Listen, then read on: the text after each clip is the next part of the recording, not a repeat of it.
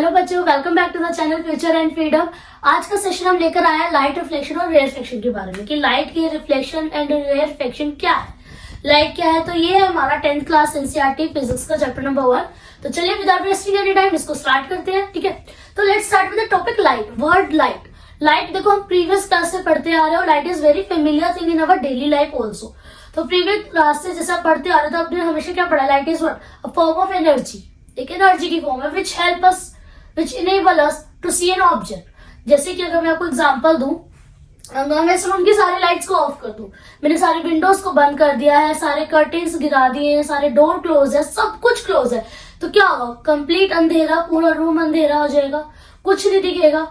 But अगर मैं इस अंधेरे वाले रूम में हल्की सी एक लेजर लाइट ऑन करूं, बीम ऑफ लाइट हम जो लेजर से निकालते हैं, जो लेजर को अगर मैं ऑन करूंगी लेजर लाइट को, तो वहां से एक बीम ऑफ लाइट निकलेगी। या फिर एक छोटा सा मैं दिया जलाती हूँ, तो उस दिए की जो जलने के बाद जो उसकी लो है, जो वो थोड़ी सी रोशनी क्रिएट करेगी, तब वी आर एबल टू सी। तो इसका मतलब क्या हुआ, हम किसकी मदद से देख पा रहे हैं, हम लाइट की मदद से देख पा रहे हैं। ठीक है, तो आपने प्रीवियस क्लासेस में भी पढ़ा है लाइट के बारे में, रिफ्लेक्शन के बारे में, रेयर रिफ्लेक्शन के बारे में। तो बस इस वाले चैप्टर में हमें इसी चीज को थोड़ा सा इनहेंस करके पढ़ना है। क्लियर है। और आज का जो हमारा सेशन नंबर 1 है इस चैप्टर के लिए, तो वो बहुत बेसिक रहने वाला है, बहुत ही इंट्रोडक्टरी रहने वाला है। मैं आपके पीछे के जितने भी प्रीवियस नॉलेज है उसको रिकॉल कराऊंगी, which will help you in the understanding of this chapter. Okay, तो light is what, a form of energy. Light is a form of energy which help us to, which enable us to see an object, form of energy. अब देखो light क्या है, ये हमारा हो गया। अब इसमें बचता है रिफ्लेक्शन क्या है, रेयर रिफ्लेक्शन क्या है। ठीक है, देखो जब हम लाइट को किसी भी चीज पे हिट करते हैं, स्ट्राइक करते हैं, बीम ऑफ लाइट को मैंने पास कराया किसी भी चीज से, या तो वो रिफ्लेक्ट हो जाएगी, रिफ्लेक्ट इन द सेंस कि उसको हिट करेगी और बाउंस बैक करेगी। फॉर एग्जाम्पल ये मेरे पास एक प्लेन मिरर है, ठीक है, ये एक प्लेन मिरर है। तो रिफ्लेक्शन के केस में होगा, मैंने बीम ऑफ लाइट इस पे डाली और ये इस पे हिट करेगी और वापस चली जाएगी, राइट। और या फिर क्या होगा कि ये एक मेरे पास यहाँ पे मिरर ले लिया था मैंने, यहाँ पे मैं ले लेती हूँ ग्लास, ठीक है। तो मैंने यहाँ पे बीम ऑफ लाइट दी और वो पास हो गई। तो ये वाला केस जो मेरा है ये कहलाएगा रिफ्लेक्शन, जहां पे लाइट जो है रिफ्लेक्ट हो जा रही है हिट करके किसी भी ऑब्जेक्ट के सरफेस पे। और ये वाला पार्ट मेरा कहलाएगा रिफ्रैक्शन,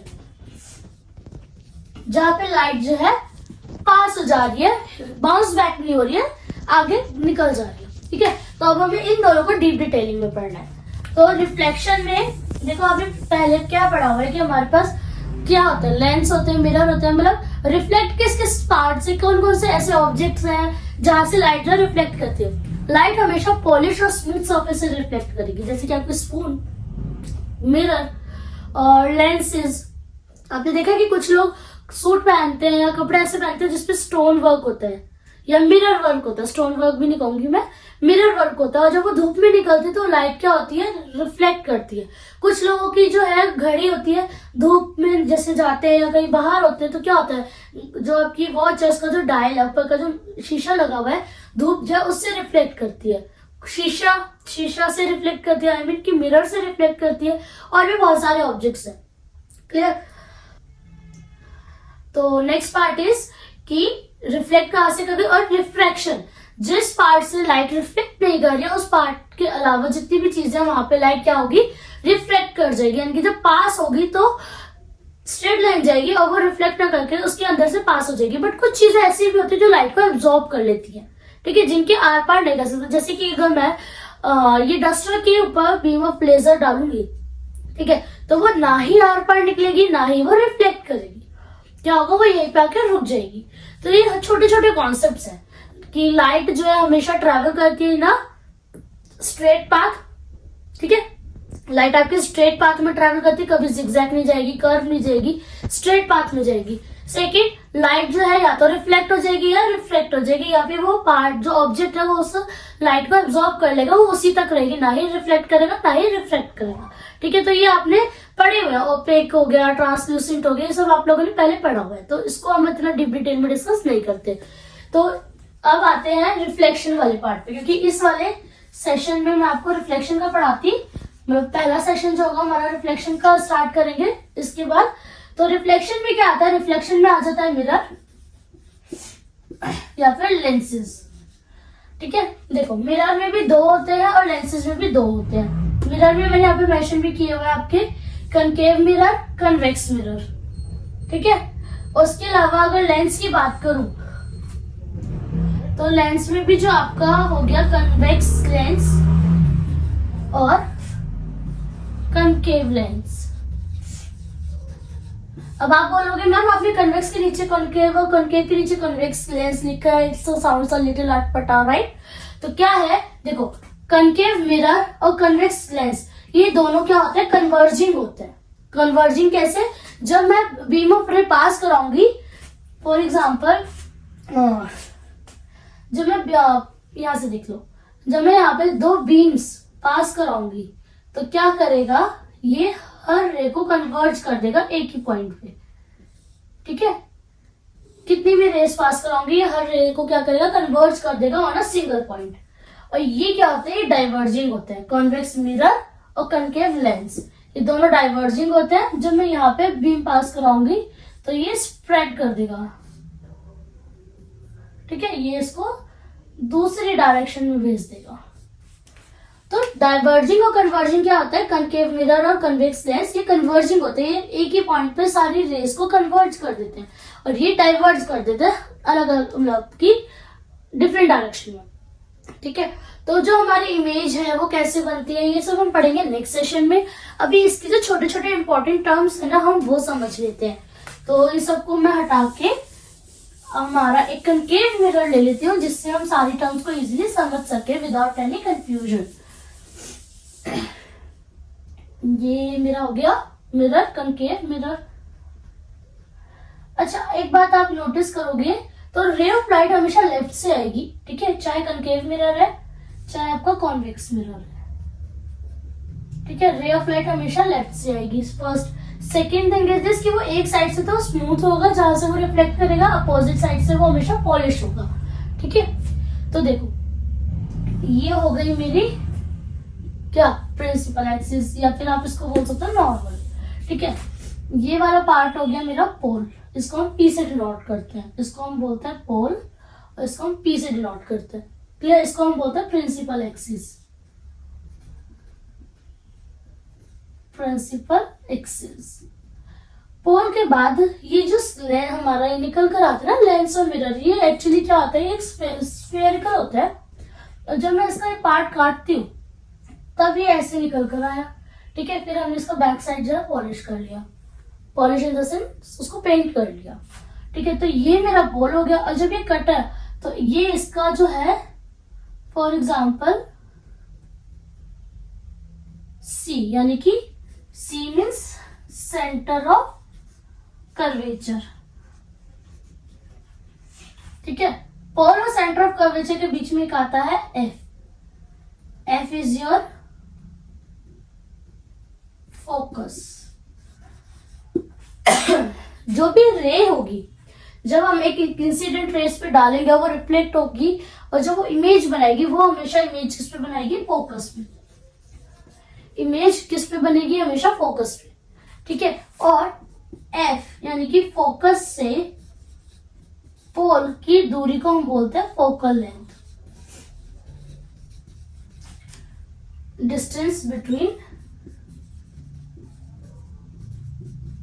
एफ टू पी, जो एफ से पी के बीच का डिस्टेंस है उसको हम बोलते हैं फोकल लेंथ। क्लियर, तो फोकल लेंथ क्लियर हो गया। और सी से पी के बीच का डिस्टेंस हो गया हमारा सेंटर ऑफ कर्वेचर। सी से पी के पी का डिस्टेंस अगर हम लेंगे तो हो गया सेंटर ऑफ कर्वेचर। तो अगर आप देखोगे C is equal to 2 of F. Centre of curvature क्या होता है, फोकल लेंथ का डबल होता है। तो अगर मैं आपको बोल रही हूँ कि मेरा सेंटर ऑफ कर्वेचर, अगर मेरा सेंटर ऑफ कर्वेचर 10 है, ठीक है 10 मीटर, तो मेरी फोकल लेंथ क्या हो जाएगी 5 मीटर। सेंटर ऑफ कर्वेचर हमेशा क्या होता है, फोकल लेंथ का डबल होता है। तो ये चीजें आपको याद रखनी है कि ये पोल होता है, ये एफ होता है, सेंटर ऑफ कर्वेचर होता है। ठीक है, इसको हम बोलते हैं principal axis.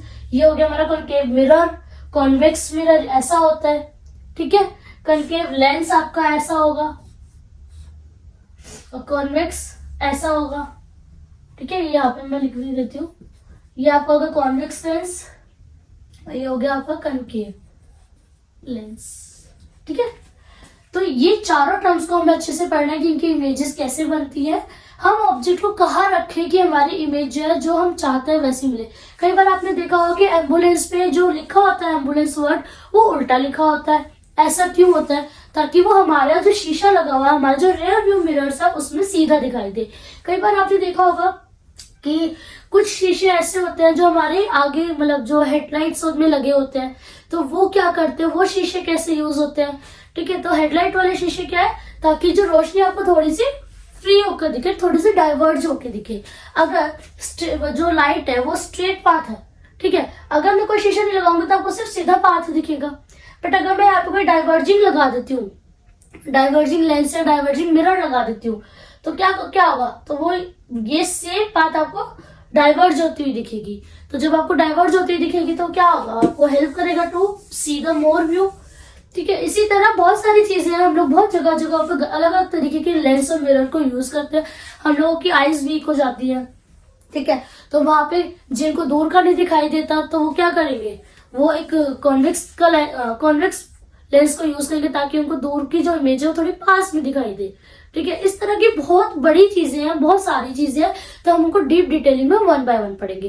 Clear?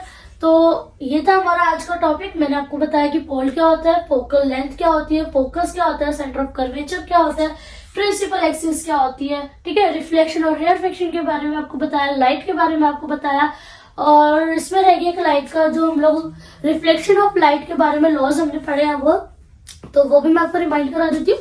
First law कहता है कि जो नॉर्मल है, यहाँ पे देखो, ये फॉर एग्जाम्पल मेरी नॉर्मल है, ठीक है, ये एक प्लेन मिरर है, तो जो इंसिडेंट है वो, और जो नॉर्मल है वो, और जो रिफ्लेक्टेड है ये हो गई मेरी इंसिडेंट रे, ये हो गई मेरी रिफ्लेक्टेड रे, ठीक है, और ये हो गई मेरी नॉर्मल। नॉर्मल एक एक्चुअली इमेजिनरी है, ठीक है, कि जहां जिस पॉइंट से हम कंसीडर कर रहे हैं कि जिस पॉइंट से वो रिफ्लेक्ट हो रही है उस पॉइंट पे एक इमेजिनरी रे हमने ड्रॉ कर दी, दैट इज कॉल्ड नॉर्मल रे। तो जो एंगल ऑफ इंसिडेंस है वो यानी कि आई, और एंगल ऑफ रिफ्लेक्शन यानी कि आर, ये हमेशा क्या होता है, इक्वल होता है। यहाँ पे तो मैंने रफली बनाया था, थोड़ा सा आपको एंगल आर जो है वो बड़ा दिखाई दे रहा है। तो फर्स्ट लॉ क्या कहता है कि जो इंसिडेंट है वो इंसिडेंट रे, नॉर्मल रे